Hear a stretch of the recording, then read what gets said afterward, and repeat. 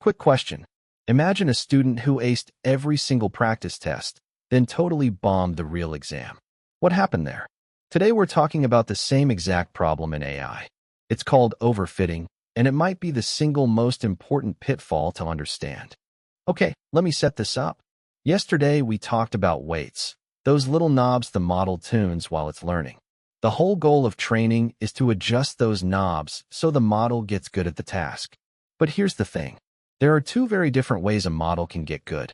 It can actually understand the pattern, or it can just memorize the answers. And those look identical during training. That's the trap. Let me put it this way. Picture two students studying for a math exam. Both of them practice with the same 100 problems. Student A learns the underlying method. They get why the math works. Student B just memorizes the exact answers to those 100 problems.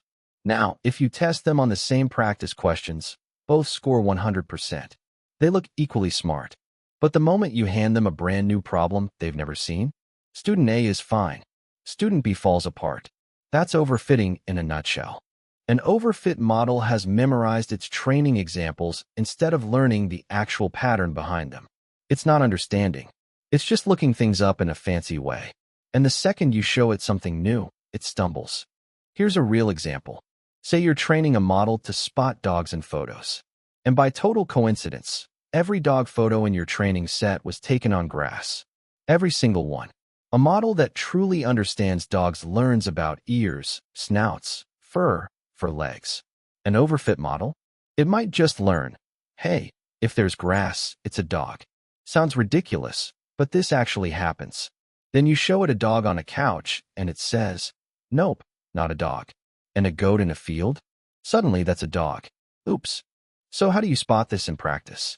It's actually pretty clever. You hold back some of your data. You don't let the model see it during training.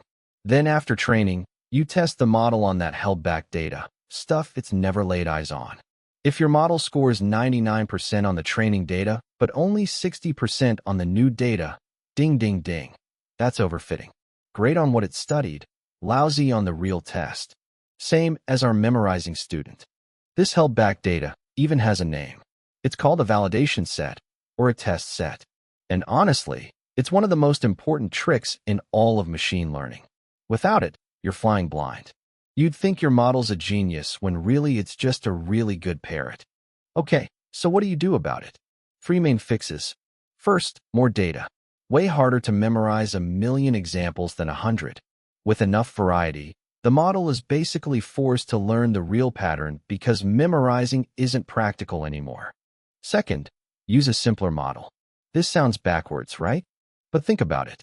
A model with 1,000,000,000 knobs has way more room to memorize quirks. A smaller model is forced to find the general rule because it just doesn't have enough capacity to memorize everything. Sometimes less really is more. Third, and this is the big one, always validate. Always keep some data hidden away. Test on stuff the model hasn't seen. That's your reality check. It's like having a friend quiz you with surprise questions instead of just letting you reread your own notes. Here's the deeper takeaway. The whole point of AI isn't to be perfect on examples you've already seen. Anyone can do that. Heck, a spreadsheet can do that. The point is to handle new situations well. That's called generalization, and it's the actual goal. Memorization is a trap dressed up to look like intelligence. So next time you hear someone brag about their model getting 99% accuracy, ask the magic question, on what data? If it's the training data, that number means almost nothing.